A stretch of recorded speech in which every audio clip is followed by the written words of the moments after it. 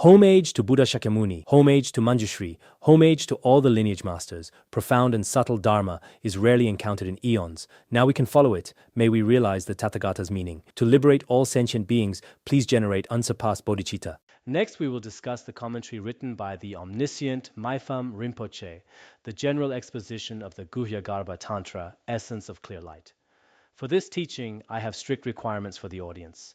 Except for a few specific volunteers, you must have received the empowerment and met other necessary prerequisites. I hope that all of you, as listeners, can always maintain a heart of prayer and devotion toward all the lineage gurus of the secret Mantrayana, from Samantabhadra Tathagata down to our present masters. At the same time, you should often make aspirations that during this lifetime and in all your future lives, your faith in the secret Mantrayana will never waver. This is extremely important. I have seen some Dharma friends who had very strong faith in Vajrayana 10 or 20 years ago, and they still remain the same today. This is how it should be. In the eyes of some who practice Chinese Han Buddhism, it seems like Vajrayana and Sutrayana are separate. However, for practitioners of Tibetan Buddhism, it feels as though Sutrayana and Vajrayana have never been apart. It is just that Vajrayana has stricter requirements. To enter the actual mandala of empowerment or to engage in its practices, there are many conditions to meet. Other than that, they would never think that Sutrayana is reasonable while Vajrayana is not, or that Sutrayana is acceptable while Vajrayana is not. They have never had such concepts since childhood. But things are a bit different in the Han region. Therefore, I often feel a bit concerned when teaching Vajrayana in the Han region. I hope that all the Vajra brothers and sisters who receive empowerment and teachings within the same mandala will be more united and harmonious. You have studied the treatise on the 3 types of vows. The root samayas of Vajrayana, the relationship between guru and disciple and among Vajra friends, were points that His Holiness Jigme Phuntsok Rinpoche emphasized very strongly. This is because it is repeatedly stressed in the Kala Chakra Tantra and other related tantras, as well as by all the root gurus of our lineage. So I am here to remind you as well, after hearing these secret teachings, you must gain a fresh understanding. At this stage of our teaching, we are not yet introducing any specific practices. I know what you all really like. You think Vajrayana is just about visualizing this or that. That is what usually captures your interest. Even in some of the academies in the Han region, many Buddhists are really into visualization. If you are told to visualize a bindu or a specific deity, you can sit there for hours, staying completely still and focused. How should I visualize? What should I imagine? Many are very keen on this. There is nothing wrong with having that interest. But most importantly, we must first understand the theory. These teachings by Mifam Rinpoche carry a very profound meaning for both Sutra and Tantra, providing us with extraordinary pith instructions.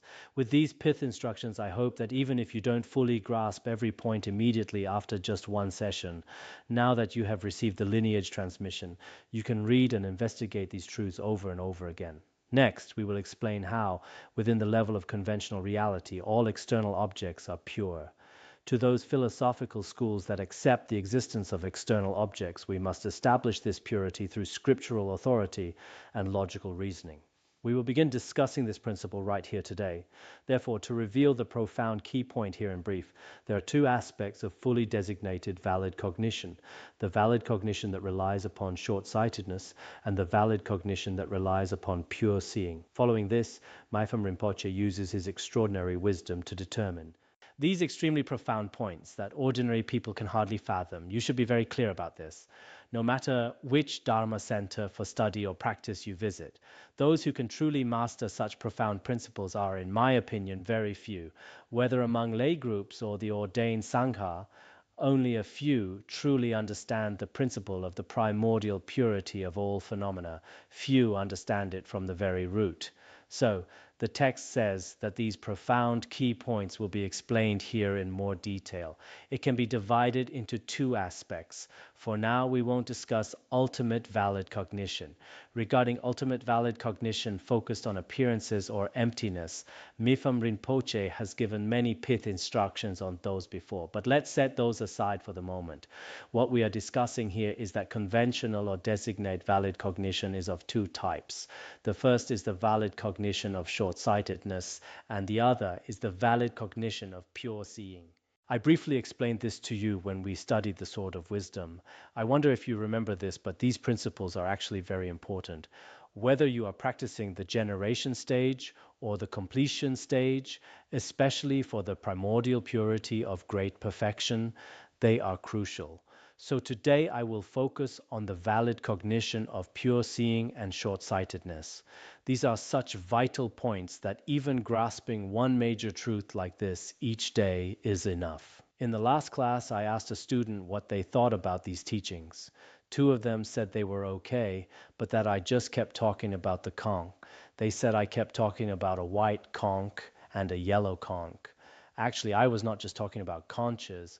What is it that I want to explain to you today? It is the valid cognition of pure seeing and short-sightedness. If you understand these two, you can consider it a successful summary of today's lesson. Now, the valid cognition of short-sightedness is the perspective of ordinary people, including direct perception and inference. When you study Buddhist logic, you must master direct perception and inference to have valid cognition. This is what we call the valid cognition of short-sightedness. Then there is the valid cognition of pure seeing, which is the perspective of noble ones. Ordinary people do not have this. Generally, it starts from the first Bhumi Bodhisattva level, or it begins with noble ones who have gained some level of realization and continues through various levels all the way to Buddhahood. This is the conventional valid cognition of pure seeing. In brief, the difference between these two can be explained in terms of their root cause, nature, function, and result. This is very important. You will rarely find this explained in the major scriptures and commentaries from the Han or Indian traditions. Without understanding this, you will often run into many difficult problems during your practice that are hard to solve. If you truly understand this principle, then why you practice and what states you aim to realize will become clear, and everything will be resolved very easily. Now let's look at the differences between these two. One is the valid cognition of short-sightedness, and the other is pure seeing. Those who have studied this before might know it well. If you haven't studied this before, you might not even know what valid cognition is or what short-sightedness means. Some might even misunderstand it as the valid cognition of sticking one's nose into others' business. What is its root cause? For the first, short-sightedness. The root cause arises from the strength of the careful examination of specified nature of phenomena. What is the cause for direct perception and inference in short-sightedness? It comes from correctly examining the objects of perception. It is the valid cognition that arises from ordinary objects such as forms, sounds, smells, and tastes. In other words, if it is direct perception, it is produced by relying on external objects like forms, sounds, smells, and tastes. If it is inference, for example, we know there is a fire behind the mountain because we see smoke. We use logical reasoning based on ordinary phenomena like smoke and fire. This type of understanding is what we call the root cause of short-sightedness. Any normal person with functioning senses can have this. It is the cause for direct perception and inference. But you need a correct object, not an illusion. If the object is a mirage or a magical illusion, it cannot be a true root cause. So this is explained from the perspective of the object of perception. The nature is merely that of subjective, temporarily undeceived comprehension. It refers to the object you are determining. For instance, when your eyes see a red object and you find exactly what you saw, your perception is not deceived. The same goes for the sounds your ears hear. There is no deception involved. You can actually find the object through these means. This kind of awareness is what we are talking about. The root cause mentioned earlier was established from the perspective of the object.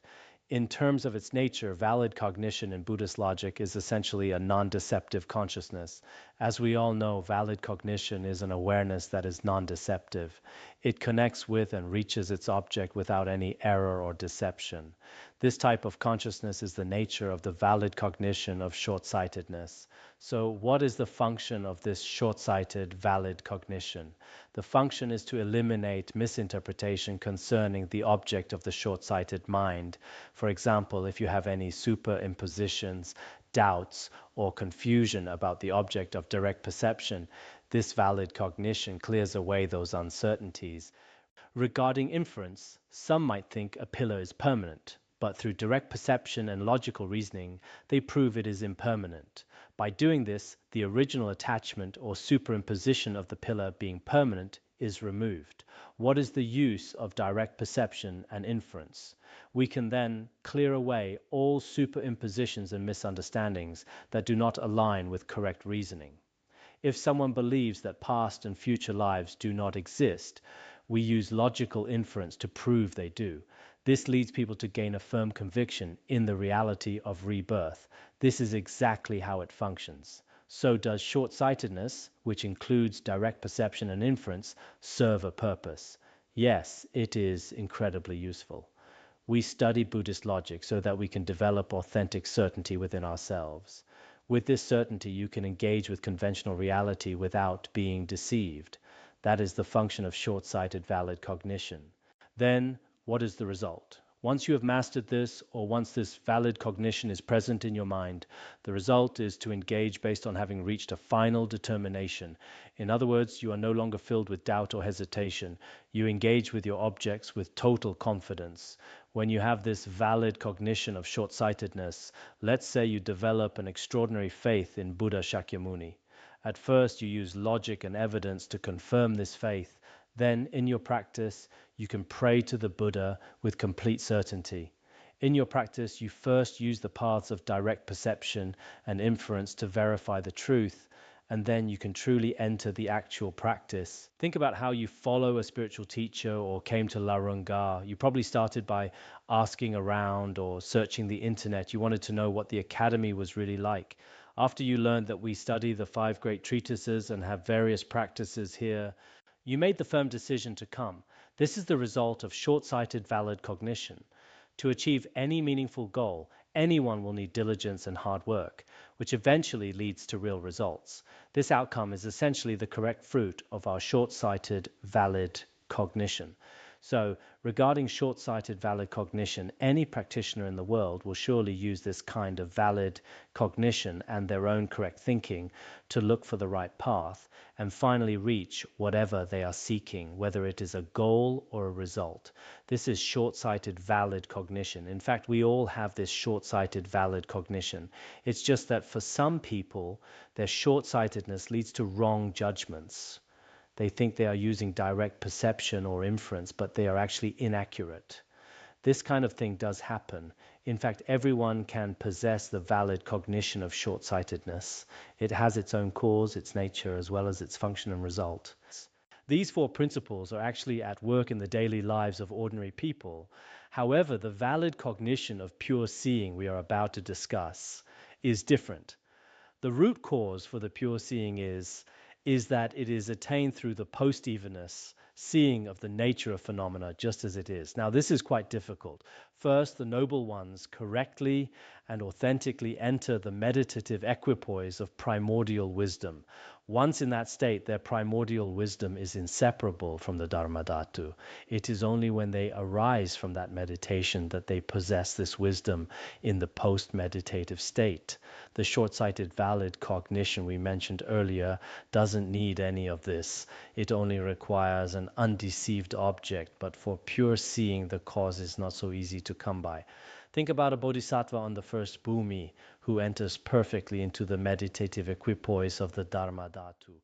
Only then, in the post-meditative state, do they have the wisdom of authentic pure seeing. So this root cause is very rare and hard to attain. The nature is the vast prajna of the subject that sees myriad appearances. As for short-sightedness, it is primarily based on our ordinary mind and the 6 consciousnesses, including the eye, ear, nose, tongue, body, and mind.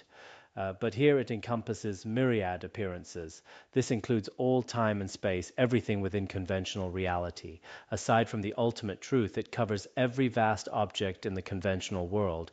It is the vast prajna that can perceive all these vast objects. This is the wisdom of bodhisattvas and Buddhas who can see every appearance of every phenomenon. Therefore, the nature of pure seeing far surpasses that of ordinary people.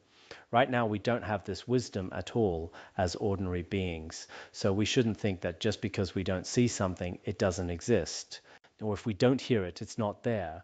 Or if we can't figure it out with our ordinary logic, we conclude it's not real. That is an unreasonable way to judge things. The problem is simply that we lack the wisdom of pure seeing. The function is to dispel misinterpretations concerning a domain of experience that the short-sightedness of the ordinary stream of mind cannot fathom. Ordinary people rely on their short-sighted perspective. But there are things that this perspective simply cannot judge. We only perceive things such as forms, sounds, smells, and tastes. And even then, we only roughly know the coarse aspects of them. As for the subtle details, like I mentioned the other day, we think we see what a pillar is with our eyes, but we don't actually see its subtle individual characteristics at all. So there are misinterpretations that short-sighted cognition can't resolve. These can be cleared away by pure seeing.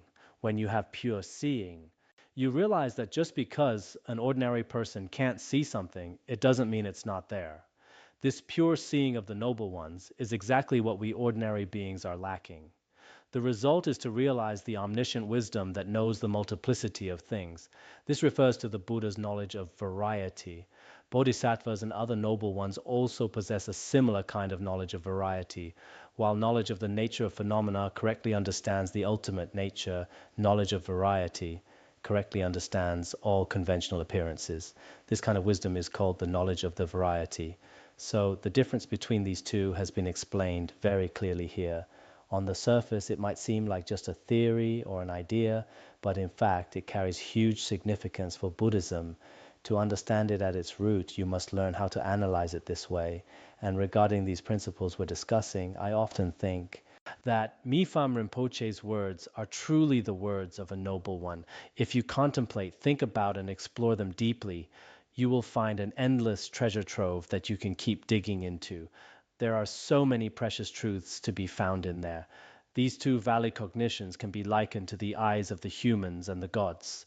Although the gods know the objects seen by the short-sighted do not know the objects seen by the latter. Think of it through this analogy: the eyes of the humans and the eyes of the gods. If you have the eyes of the gods, you know everything the human eyes can see, but the human eyes cannot see what the God eyes perceive. It's the same logic here. Short-sighted valid cognition has no way of knowing what pure seeing perceives. But pure seeing not only sees everything within the short-sighted perspective, it also sees much more, things that short-sightedness can never see.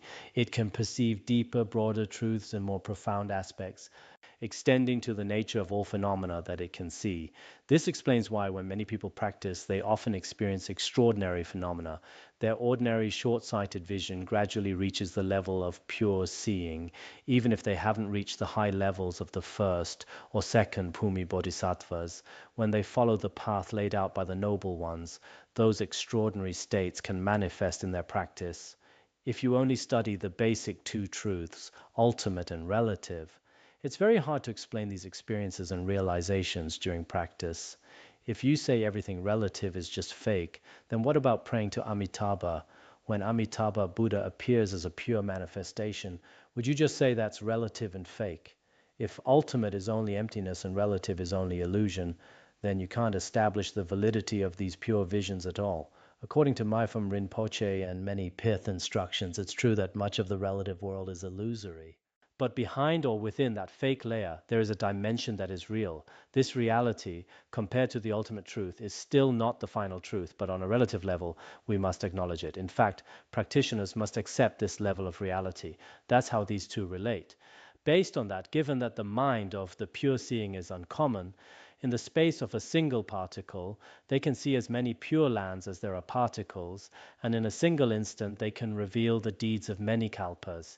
Without wavering from the unchanging space of phenomena, they reveal the manifestation of emanations. Through an enlightened mind free from concepts, they simultaneously realize all knowable things and so forth.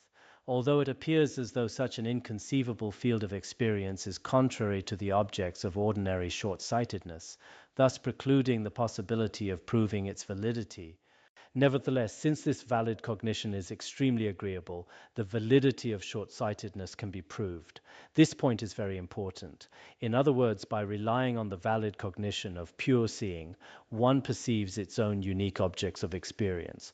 What are these unique objects? The Avatamsaka Sutra often describes this. Within a single particle, there are pure lands as numerous as particles, and in each land there are inconceivable Buddhas. We often say that a single particle contains countless pure lands, and each of those lands is filled with inconceivable Buddhas. From the ultimate perspective, this is all empty and non-existent. But is it valid on the relative level? Yes, it is. It's just different from our ordinary perception. So, who actually sees this? It is perceived through the pure seeing and wisdom of the noble ones. For them, a single instant can expand into many eons of time, and vast ages can be condensed into a single moment. I was thinking about how modern physics views this. They don't have this pure seeing, but they reach similar ideas through observation and hypothesis. Someone once asked Einstein to explain his theory of relativity. He used an analogy. Imagine someone on Earth travels to another planet on a light-speed spacecraft. If they stay there for just half a day or a full day, by the time they return to Earth, their peers would have aged significantly or even passed away. Why? Because at the speed of light, about 300,000 kilometers per second, time interacts differently between someone stationary and someone moving at such high speeds. So, while the trip felt very short to the traveler, many years had already passed in the human world. This is like how 500 human years is just one day in the heavens. Remember the story of Asanga visiting Maitreya Buddha to hear the 5 treatises of Maitreya. He felt like he was only there for half a day, but 50 human years had passed by the time he returned. These concepts are quite similar, though whether they are exactly the same is another question. Now, Stephen Hawking often challenged Einstein's relativity, claiming it doesn't hold up. He argued that imagine Einstein A stays on Earth, while Einstein B travels to another planet. When he returns, the result might be the opposite, and Einstein on Earth has stayed younger. There are all sorts of competing theories, but we are not very clear about those specific methods because even Einstein didn't arrive at his conclusions through actual physical testing at that time. It was a hypothesis, thinking that if one travels at the speed of light, this could be the result. When his general and special relativity were first established, it was a matter of relativity. Relatively speaking, different times and spaces will change before us. From the viewpoint of an ordinary person's conceptual mind, let alone a physicist, anyone would think these things are impossible. But in reality, such things do happen. For instance, Milarepa entered a yak horn without his body shrinking or the horn expanding. Similar displays are found even in the Chinese tradition, such as the account of Master Qingliang performing miracles before the emperor. I have shared these stories before. To someone who truly possesses the valid cognition of pure seeing, turning the many into few, the long into short, or vice versa, is entirely possible for a noble one. Why is this possible? It is because the nature of all phenomena is not a solid, independent entity. If it were, it could never change. But because things are not inherently real, everything can manifest and transform like a magical illusion. Without wavering from the unchanging space of phenomena, they reveal the manifestation of emanations. For example, the Dharmakaya is unborn and the Sambhogakaya is constant. Within this state of constancy, where the Dharmakaya and Sambhogakaya never shift, countless Nirmanakayas, emanated bodies, can appear before sentient beings. To worldly people, permanence and impermanence are opposites. We see everything around us as impermanent, so the idea of a constant body might seem illogical, but that's not the case. The moon in the sky doesn't move at all, yet it can appear as many different reflections in various containers of water. It is the same principle. To an ordinary person, these things seem utterly contradictory. Then there is the Buddha's non-conceptual wisdom, which in a single instant can clearly perceive everything across the past, present, and future.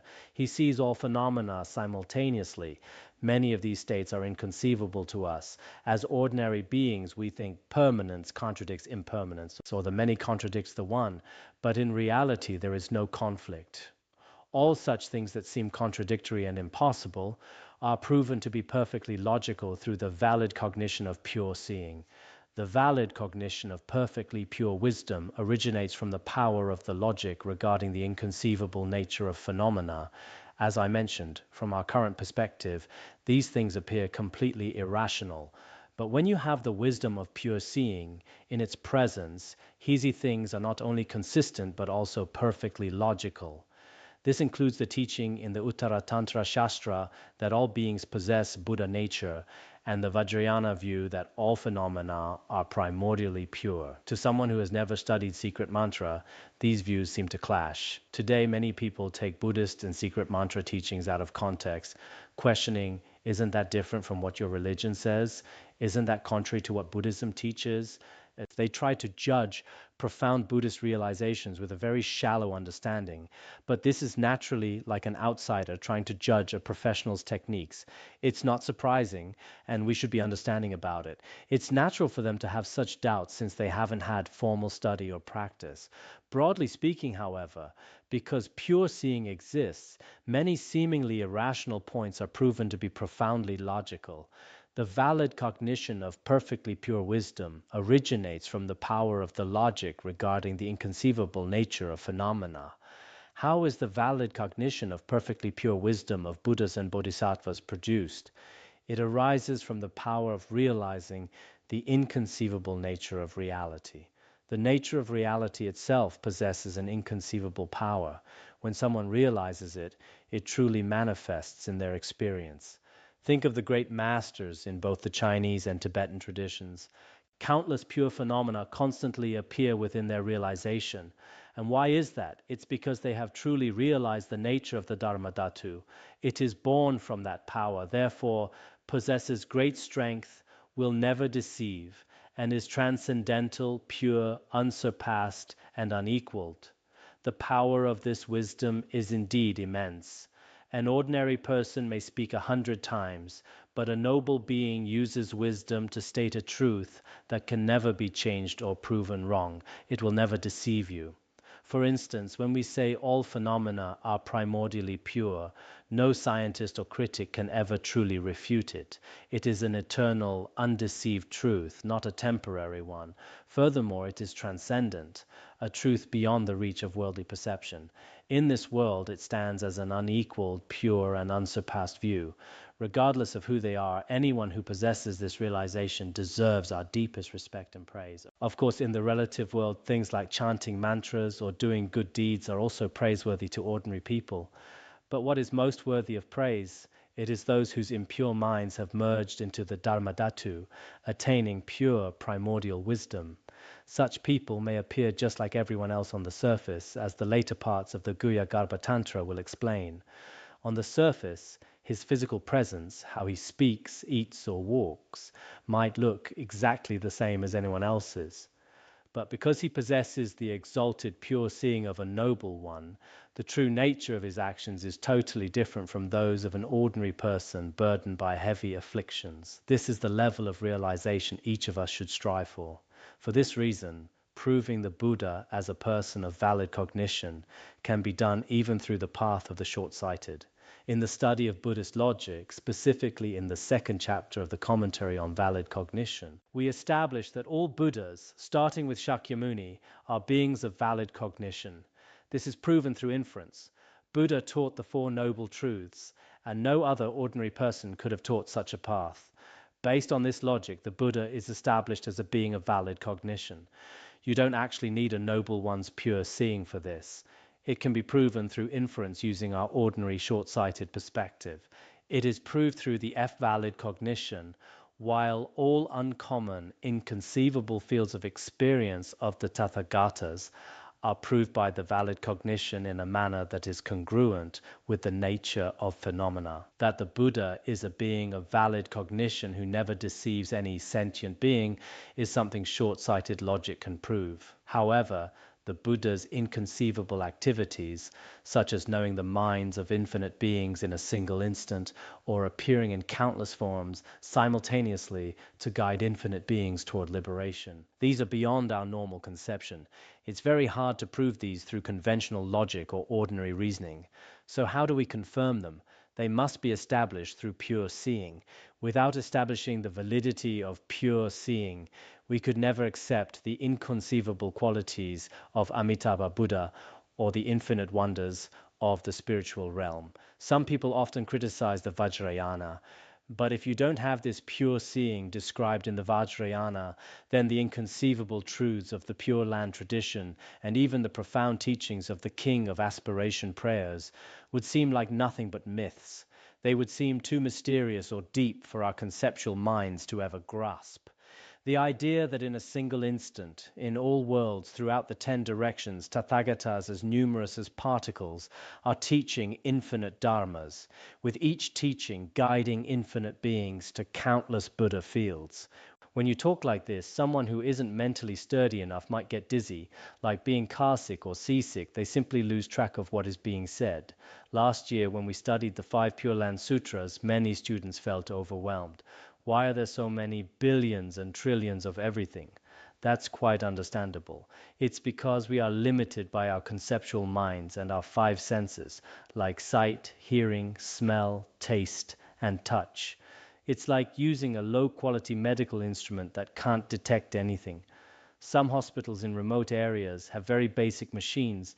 You go to a city and the technology is better. Go to a top-tier city and the entire structure of the body can be imaged instantly. In the same way, the instruments of ordinary people are extremely limited, but a noble one's realization can perceive vast dimensions that we can't even begin to imagine. In their state of being, these things are perfectly clear and possible. So when these states are put into words, ordinary people often react with doubt, confusion, or even wrong views. Given the limitations of their perspective, that is to be expected. This is common even in the secular world. When people don't have a background in a specialized technical field, it's only natural for them to have all kinds of doubts about its principles. So, what we are discussing here is the approach of congruent with the nature of phenomena. In other words, these truths are established through the valid cognition of pure seeing that realizes the nature of phenomena. Therefore, all profundities, such as the primordial awakening of phenomena, cannot be proved by the short-sighted alone, while at the same time it is also not the case that the short-sighted lack the valid cognition that establishes this, which is why the meaning of the key point must be known. This means that when we say all things are primordially pure and that all phenomena are the Buddha's perfect enlightenment, can these profound truths be verified by short-sighted valid cognition? Can our direct perception, inference, or worldly conceptual thoughts serve as the ultimate logic here? No, they cannot. Short-sightedness simply cannot verify such depths. When we say all phenomena share the Buddha's nature, that all beings possess Buddha nature, and that afflictions are themselves Bodhi, no matter how hard we try, we cannot grasp this with our ordinary conceptual minds. But just because I can't imagine it, does that mean there's no theory to prove it? Not at all. It is not that there is no valid cognition to establish these truths. There is. And what is that valid cognition? It is the Noble One's pure seeing. I believe many of you here, after studying the Guhyagarbha Tantra, will develop an extraordinary faith in these profound Buddhist teachings. You will realize that Buddhism contains many inconceivable and subtle meanings. From the ultimate perspective, we must acknowledge their emptiness. But on the relative level, we must distinguish between 2 realms, the realm we perceive and the realm perceived by the Noble Ones. The Noble One's realm remains invisible to us for now. For instance, if I know nothing about medicine, then I cannot see what a doctor sees when looking at medical scans or test results. I often look at those x-rays or scans and see nothing but a blur. But the doctor takes one look and can tell exactly what the illness is. I might think, oh, there's a problem here. But the doctor says, no, that's just a joint. Everyone has joints there. In their professional field, even a simple scan is crystal clear to the doctor, while we can't see anything at all. It's the same with these truths that ordinary people cannot see. Those with high levels of realization can understand them perfectly. Therefore, within the relative truth, there are 2 aspects. One is the inconceivable truths perceived by pure seeing, and the other is what ordinary people perceive. What ordinary people can see is within our reach. For things beyond our scope, like establishing the Buddha as a being of valid cognition, we can still gain conviction. You will see this in the next day or 2. Many Dharma friends, through their study of Buddhist logic, can use various rational arguments to establish this, but when it comes to Buddha Shakyamuni manifesting infinite miracles and displaying countless emanations to benefit sentient beings, we simply don't have the instruments to see it. If a noble one with that level of realization were here, it would be perfectly visible within their experience. As Buddhists, it is crucial for us to understand these principles. Otherwise, on certain levels, I feel that even Buddhist practitioners can get quite confused. And if Buddhists are confused, non-Buddhists will be even more lost. If that happens, how many people will truly master the logic of the Buddha's teachings? The text says, without understanding this, this would be like the difference between the way a non-Buddhist clairvoyant sees beings on a patch of earth the size of a chariot's wheel, and that which is seen by the four categories of the Aryas. If we don't understand the valid cognition of pure seeing, then what do we end up with? We would only see an increase in wrong views. It would be impossible to establish the differences in the way perception becomes more and more refined. We wouldn't be able to tell the difference anymore. Why? Take the area of a chariot wheel as an example. A non-Buddhist who has moved beyond desire might see a few sentient beings within that space, but Shravakas, Pratyeka Buddhas, or Bodhisattvas would see far more because their level of realization is different. And finally, what the Buddha sees in that same space would be even more subtle, comprehensive, and detailed. Without this pure seeing as a standard to measure by, we'd end up having to say that only the limited view of non-Buddhists is correct, while the higher and more profound visions, including those of the Buddha, would seem somehow wrong or illogical. That's the point here. Just as the Buddha could see that the layman Palki possessed the seed for liberation in his stream of mind, but the Arhat did not, qualitative distinctions such as better or worse that are known by the higher and not by the lower cannot be made. Without this standard of measurement, we run into problems. There's a story, I think it's in the Sutra of the Wise and the Foolish, about a man named Palki. He wanted to become a monk. When the Buddha was in Rajgir, he spoke about the merits of ordination. Palki was over 100 years old and his family didn't treat him very well. He decided to become a monk. He first went to find Shariputra. Shariputra observed him using his miraculous powers but couldn't find any karmic roots for ordination. Many people ask me, do I have the good roots to be a monk or nun? I can't see those things directly, but I know everyone has Buddha nature. So I always say, yes, yes, you have the karmic connection. Just yesterday, someone who isn't even a Buddhist asked me, he asked, do I have the karmic connection to get ordained? And I said, yes, absolutely. I said it so convincingly, it was as if I'd seen it myself. He asked, really? I said, yes. Then he asked, so when can I get ordained? I told him to take it slow. Study Buddhism first, and it will happen later. He'll probably forget by then anyway. Anyway, back to Palki. In the beginning, because things were so miserable at home, he was desperate to get ordained. But Shariputra observed him and couldn't see any karmic connection for it. Back then, you needed a seed of virtue to get ordained. Otherwise, you would just disrobe and wouldn't stay for long. Then 500 arhats checked as well, and they all agreed. He had no karmic connection to get ordained. The old man was heartbroken. He thought to himself, my family doesn't care about me. They actually hate me. And now that I've come to the Sangha, even Shariputra won't accept me or take me under his wing. Eventually he made his way to the Buddha. The Buddha observed him and saw the roots for ordination and seeds of liberation. The Buddha then entrusted him to Maudgalyayana, saying, he has a karmic connection with you and no one else. So he told Maudgalyayana to perform the ordination, so he was ordained. But after that his behavior was not very disciplined, and he even wore his robes in a messy way. Typically, when people get ordained later in life, it's not easy to master all the monastic manners. We have some elderly practitioners here who also look a bit clumsy after getting ordained.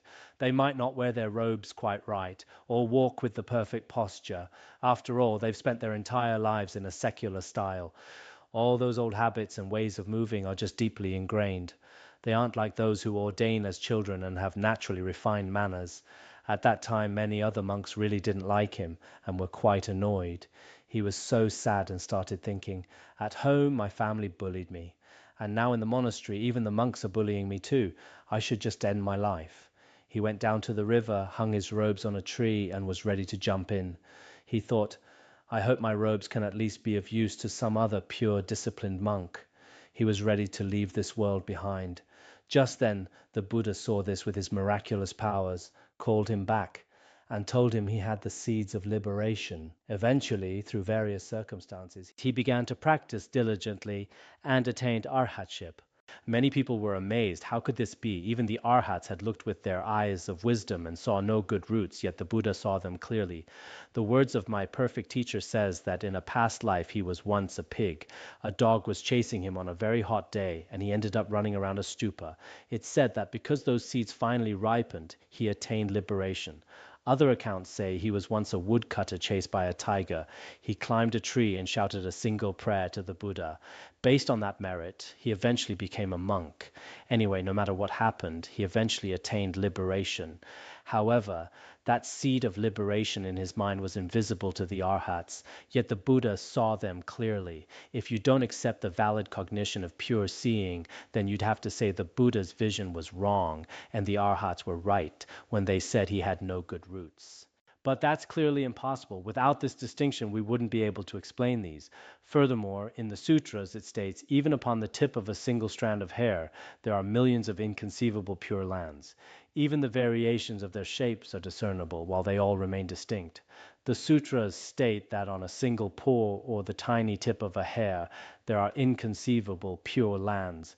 The form of each realm is unique, yet they all coexist without confusion. This is frequently taught in the King of Aspiration prayers, the Avatamsaka Sutra, and the Lotus Sutra. These are states beyond our imagination. Without the concept of pure seeing, it is impossible to develop a sincere, heartfelt conviction in these truths. Whether you are practicing Sutrayana or Tantrayana, this point is absolutely vital. So for everyone here, whether you study Sutrayana or Tantrayana, you must grasp the logic of pure seeing. Whether you are practicing the generation stage or the completion stage or any other Dharma, you need this foundation of pure seeing. Now, we might not all achieve this level of pure perception immediately, but at least you should realize, oh, these are just my own limited eyes, ears, nose, tongue, and body. From our ordinary, short-sighted perspective, many things don't seem to make sense. But just because I can't see something doesn't mean it isn't real. Like the example we used, I think I see a bottle, but if you break it down into molecules, atoms, and quarks, it turns out I've never actually seen the bottle's true nature at all. If our eyes, ears, nose, and tongue can't even perceive a simple object correctly, how can they judge higher spiritual realms? So, as an ordinary person, the objects I perceive are not actually correct, but the vision of the noble ones is indeed correct. And why is it correct? Because we have no reason at all to prove that the noble ones are wrong. Now, I'm not saying you have to believe this just because I'm a Buddhist, so I must accept whatever Buddha Shakyamuni or Manjushri said. Not at all. We should use our own wisdom to investigate. In Buddhism, we are taught that there is no truly real external object. If an external object were truly real, then everyone would see it the same way. It would be fixed as either good or bad for everyone. If 100,000 people looked at it, their experience would be exactly the same. But because there is nothing truly real in the essence of the object, everyone sees it differently. Imagine if a student stood up right here and we all had to rate them on a scale from 1 to 35. Is this person attractive or not? Everyone should be honest and not say anything fake. If that person were truly good or bad by nature, and there were a truly established property within their very essence, then 100 or 1,000 people would all give the exact same score. But in reality, everyone's heartfelt evaluation is different. Any agreement we have is only a rough consensus. This shows that the external object doesn't truly exist. Even if it did, we have not truly discovered its nature. These profound insights found in Buddhism are something no scholar has ever been able to debunk. I often think about this. There are so many philosophies and religions in the world today, but I feel such immense joy to have encountered Buddhism. The reason is that in Buddhism, even though what we've learned is just a drop in the ocean, even that tiny drop is incredibly persuasive. It shapes our mind in a way no other theory can. This is why we must believe in the existence of pure seeing. And again, this isn't about forcing you to have faith. When you follow the logic, you simply can't help but believe.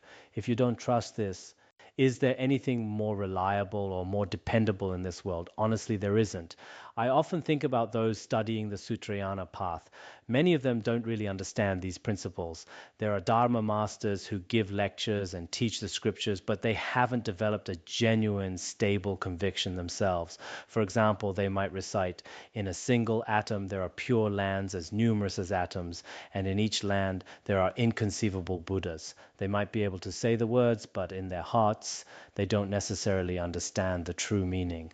There are indeed infinite pure lands within a single atom, and in each land there are infinite Buddhas. If someone teaches this principle to others while secretly having doubts, then without any real conviction, then what kind of practitioner are they really? I think the answer is clear. So for everyone here, as a Buddhist, this kind of study and contemplation is truly essential.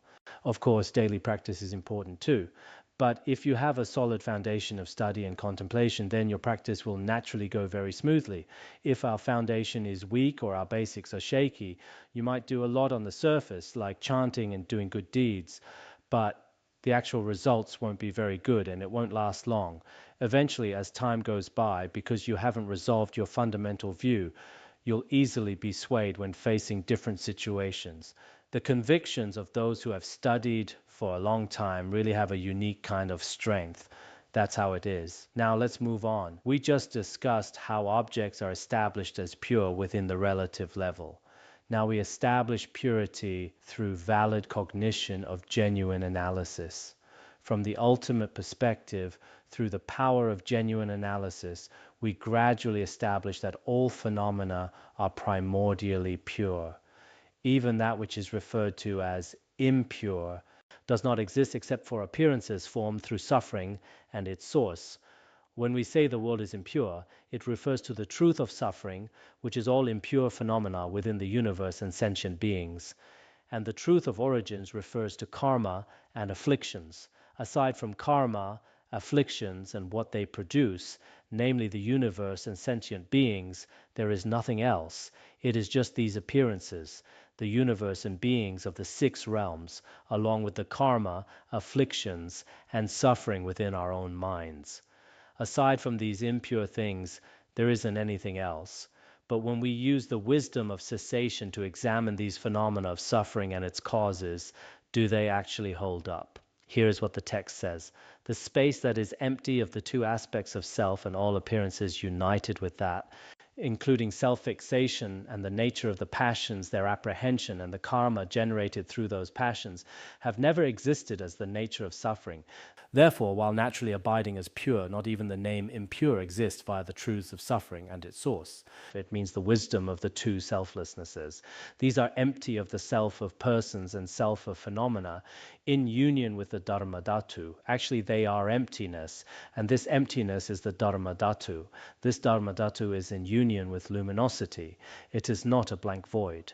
The two selflessnesses are appearances of this unified Dharma Dhatu. Before this wisdom and appearance of the unified Dharma Dhatu, the essence and objects of self-attachment and afflictions can never exist. Thus, the karma and suffering from those afflictions are also not established. We all know this in theory. Through wisdom, whether focusing on the selflessness of persons or phenomena, even by using basic Madhyamaka logic of the two selflessnesses, such as diamond slivers or neither one nor many, everything under suffering and its causes eventually dissolves into emptiness. But this emptiness isn't just a mere blank emptiness, although the root stanzas of the Middle Way doesn't explicitly mention luminosity. As His Holiness Jigme Phuntsok Rinpoche used to say, the second turning Madhyamaka seems tongue-tied on this point. All phenomena are established as being empty, but it doesn't say if there's a luminosity aspect once everything is emptied.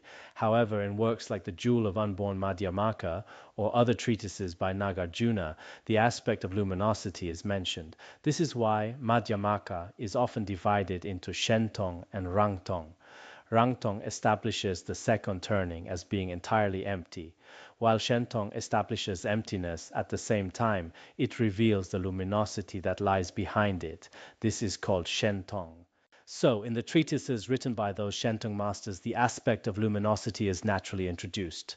Before that wisdom in union with the emptiness of the two selves, the essence of anything born from suffering and its origins cannot be established. Even the name impure doesn't exist, but in reality it remains as clarity. abiding in its own natural purity. Since there are no phenomena that are not the intrinsic nature of the great evenness of emptiness, all apparent phenomena primordially exist as great purity. As we all know, when we establish emptiness, there is not a single thing that is not of the great evenness of emptiness. As the Heart Sutra says, form is no different from emptiness. Emptiness is no different from form. First, we establish that form is entirely empty, but once you've realized its emptiness, that emptiness cannot be separated from luminosity. This is especially clear when looking at your own mind. When I analyze the mind, I see it's empty. But is this emptiness just like empty space, totally blank, like nothing is there? Is it really like that? Absolutely not. This knowing or luminous quality is naturally there. If you try to refute or get rid of this luminosity, you'll find it's impossible. So on the level of ultimate truth, while establishing emptiness, it indirectly points to this luminous purity. That's the key. This is different from what we call the valid cognition of pure seeing. Pure seeing directly establishes a pure aspect within the conventional. But on the ultimate level, all things are established as empty. Nowadays, even some great masters only talk about emptiness and don't emphasize the luminosity. And in the second turn in teachings, it really isn't that obvious. Textbooks like the root stanzas of the Middle Way 400 stanzas on the Middle Way focus on emptiness. But you might wonder, once you've analyzed and emptied everything, is there absolutely nothing left? No, not quite. The luminosity of the world, its beings, and your own mind is never refuted. By the time we reach the third turning teachings, we have to acknowledge this. So the text says, this manner of purity is not just a mere expression of purity based on the non-existent, empty aspect of phenomena. It's not just about everything being empty. Since there is inseparability with emptiness, no matter what appears, it is always shown to be primordially pure, noble exaltation. Appearance and emptiness are one and the same. You can see this easily when you observe your own mind. Your mind did not arise in the past, it does not arise in the present, and it will not arise in the future. No matter how you look at it, time, color, shape, or appearance, when we analyze the mind from all these angles, just as the pith instructions of my root guru, His Holiness Jigme Phuntsok Rinpoche say, you'll find the mind is totally empty, like the child of a barren woman or a flower in the sky.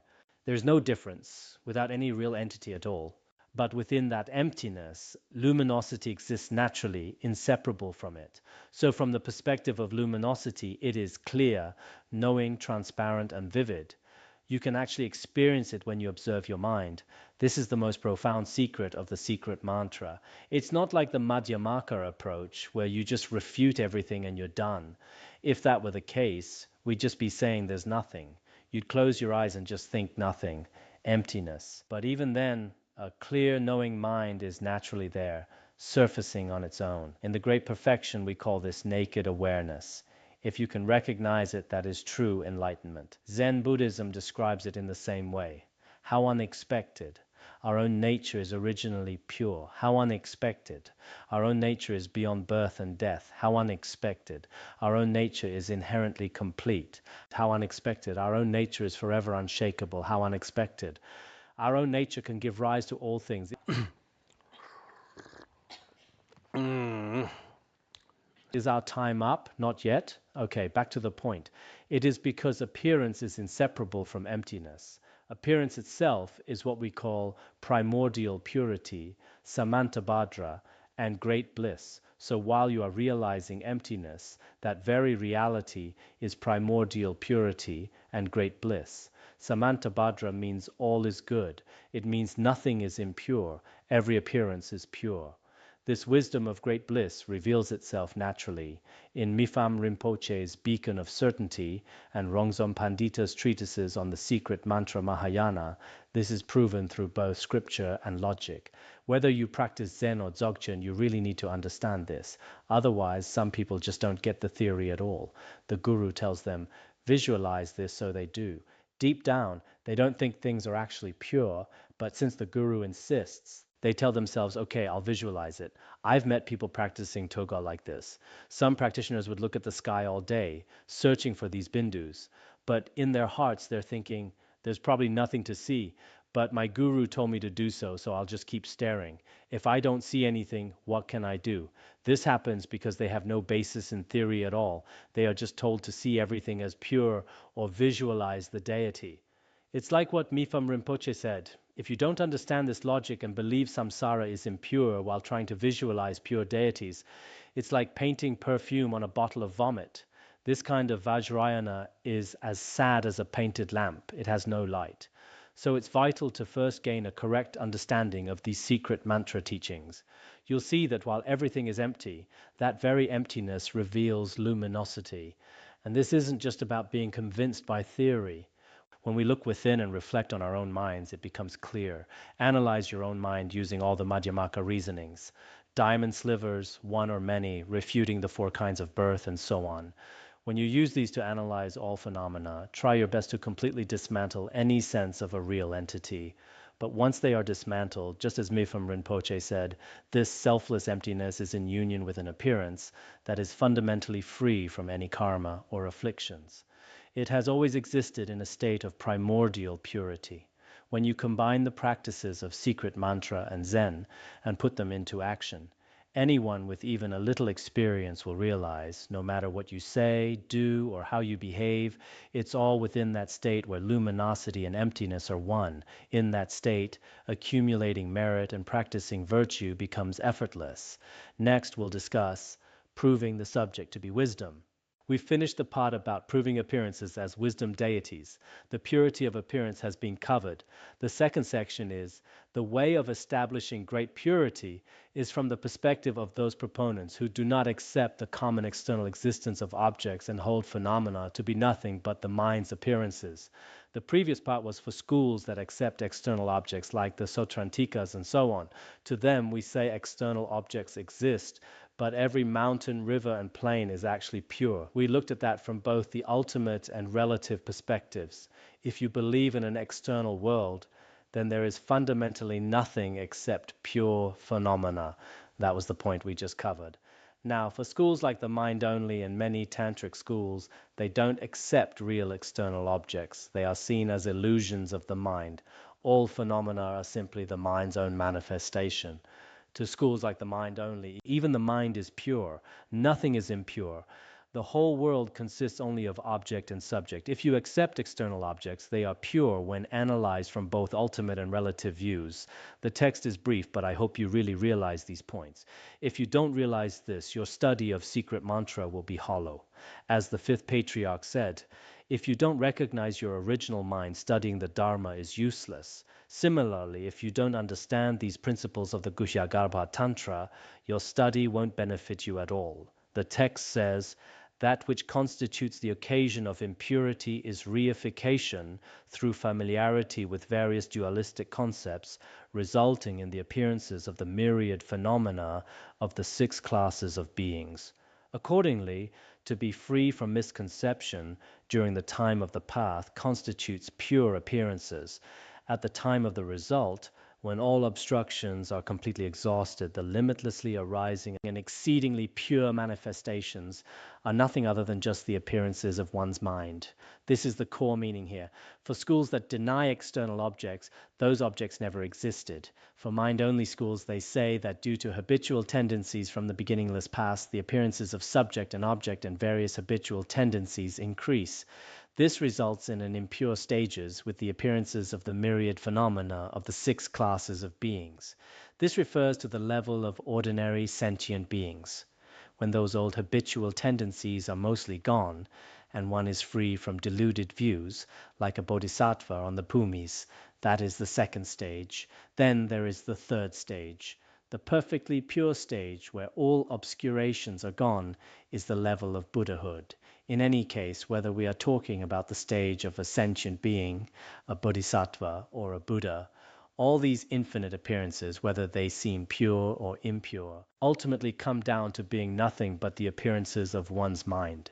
Since these schools don't accept an external world, whether it's the pure manifestations before the Buddha or the purity seen by bodhisattvas, and everything that ordinary beings experience today, for the schools that maintain that all phenomena are only mind, These are all just the mind's own manifestation and nothing else. Now, if it is all just the mind's own manifestation, we need to examine what this mind actually is. This mind, the source of all abides as the unceasing arising of various appearances of clear light, empty of the twofold self. This is a very important point. We just said that all phenomena, whether pure or impure, are the mind. So this fundamental mind, the very root of all purity and impurity, is actually empty of both a self of persons and a self of phenomena. When we truly examine it, we see that in this mind there is no self of persons and no self of phenomena. Purity does not exist and impurity does not exist. Everything is simply empty. But even as it is empty, is it just a blank emptiness? No, it is not. In the very process of being empty, as I mentioned when observing our own minds, we can understand this quite clearly from a theoretical standpoint. Whether pure or impure, the mind is empty of the two selves. But when it is empty, is it a void? No. Its luminous nature, its brilliant appearance, is primordially present. This luminous aspect appears without ever ceasing, and this appearance nature is always there. Whether you are an ordinary being, a Buddha, or a Bodhisattva, this luminosity is constantly present. The fixation of this mind is contrary to its abiding nature, so dualistic grasping results in passions, karma, and the arising of the myriad dreamlike appearances subsumed within the truth of suffering. These are confused appearances. We can look at the root of delusory and non-delusory appearances. There are two aspects. One consists of things that do not match the actual reality, meaning these delusions, afflictions, and various manifestations. They are deceptive. In reality, they do not exist. They are unreliable and deceptive. All the delusory appearances that sentient beings experience now, those born from karma and afflictions, are untrue and unreliable. Whether they appear within the minds of sentient beings or as external objects, these delusory appearances are unreliable. By practicing the path in harmony with the mind's true nature, the deluded appearances of self-manifestation are gradually removed. If we rely on a spiritual teacher and the most profound pith instructions and practice continuously according to the mind's true nature, practicing Dzogchen or the generation and completion stages, then as we progress on the path, we slowly clear away the habitual tendencies in our mind stream. In other words, those unreliable appearances are gradually eliminated. What then appears is a flawless, pure manifestation that is undeceiving, irreversible, and in harmony with the genuine meaning. Self-appearances that are merely designated appear as flawless. On the relative level, it is a flawless self-appearances of the mind. Many practitioners need to understand this point clearly. Later, we will explain this further using an analogy. In fact, many people today really lack a solid understanding of the theory behind secret mantra. They don't quite get why we practice, why we can become Buddhas, or how attainment happens. So when we do not accept an external world, the mind has two aspects. One aspect is the mind as it appears when stained by delusory habitual tendencies. The other aspect is the mind as it truly is. Even though it's stained right now, if you follow the pith instructions and profound teachings and practice continuously, the delusions in your mind stream will slowly clear away and your pure original nature will shine through more and more. I think many of you here, when you first arrived, were no different from anyone else in the secular world. You were constantly lost in delusory thoughts of permanence, purity, bliss, and self. But later on, after a period of practice, while it's hard to completely transform your mind stream, you do gain a more stable sense of control. You reach a level where you can effectively counter your afflictions. That's one way to put it. So observing your own mind is extremely important. At the same time, certain conditions are indispensable. As I've said, you must regularly accumulate merit and pray to the Guru and the Yidam. Sometimes you also need to make offerings to the Dharma protectors and rely on other external aids to make sure your progress on the path goes smoothly. You see this with the great Zen masters as well. They might start out as ordinary people, but in the end they become truly extraordinary. Even if some don't become famous patriarchs, from a purely practical standpoint, they still reach very high levels of realization. That definitely happens. Therefore, I think people should first understand the theory. Last year, our academy started a 7 treasuries class. For the first year or two, they study texts like the Treasury of Philosophical Tenets and the Wish-Fulfilling Treasury. Through debate, study, and examination, they prepare themselves to eventually focus mainly on actual practice, including the preliminary practices Nyondro. Their curriculum lasts 7 years, and they are starting this year. I asked them earlier, and it seems this class has already been going for 6 or 7 months. The plan is to complete the study of all 7 treasuries within those 7 years. We have this program for the Tibetan monks. They vowed not to leave their class for the full 7 years. They told me they're having a seminar this Sunday and invited me to join. I don't really have much to say to them, but I was thinking the fact that they've committed 7 years to this is truly impressive. The main issue for many of our practitioners here is a lack of stability. If your mind is steady, studying the secret mantra over time will naturally lead to a very sound and logical view. In our lecturing and presentation classes, I observe everyone daily. How long has this person been here? If they've stayed for a long time, I think, okay, they are relatively stable. No matter your level of intelligence, you need to be a steady person. If you receive an empowerment or listen to a secret teaching from one teacher today and then pack your bags and run off tomorrow, running off before you've even truly settled into your seat, that kind of approach rarely leads to success in practice. So I hope you understand, whether you accept that the external world is mind or not. The entire world we live in, including everything within ourselves, is actually a primordially pure mandala. It's just that we haven't recognized it yet. The Great Perfection uses pith instructions on primordial purity to point this out to you step by step. Today, we are using the analogy of the conch and other methods to help you slowly understand. On the surface, we might prefer ready-to-eat spiritual experiences. But in reality, what is most useful to us is the theoretical foundation, because a solid theory plays a massive role in developing and transforming your wisdom throughout your entire life. Just listening to the lecture isn't enough. Right after a teaching, there is often a fresh sense of blessing. The Buddhas, Bodhisattvas, and Dharma protectors are all constantly blessing us. So, while you are learning, if you quickly integrate these principles into your heart, then it's like a freshly cooked meal. It tastes the best. Therefore, tutors, please provide guidance if you are capable, and if you are not yet qualified to give guidance, you must still review the teachings on your own at least a few times after the lecture. I feel that right now we are really missing a proper understanding of purity, especially when it comes to the view of secret mantra. Mifam Rinpoche's view on the Guhyagarbha Tantra is quite famous within Tibetan Buddhism. It's comparable to how certain principles in the Platform Sutra of the Sixth Patriarch are renowned within Chinese Han Buddhism. Once you've built a strong foundation with the right view, everything else becomes much easier. When I taught this many years ago, I found that many practitioners here were quite exceptional. Later, as they progressed in their practice, I could see that they had truly attained some transcendent realizations. I hope that this time we can all work together toward that same goal. All right, that is all for today.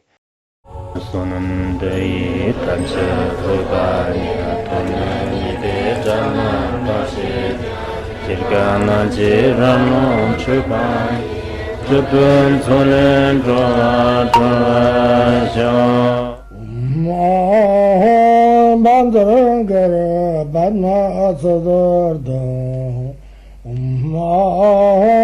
Bandara Badma Sodargye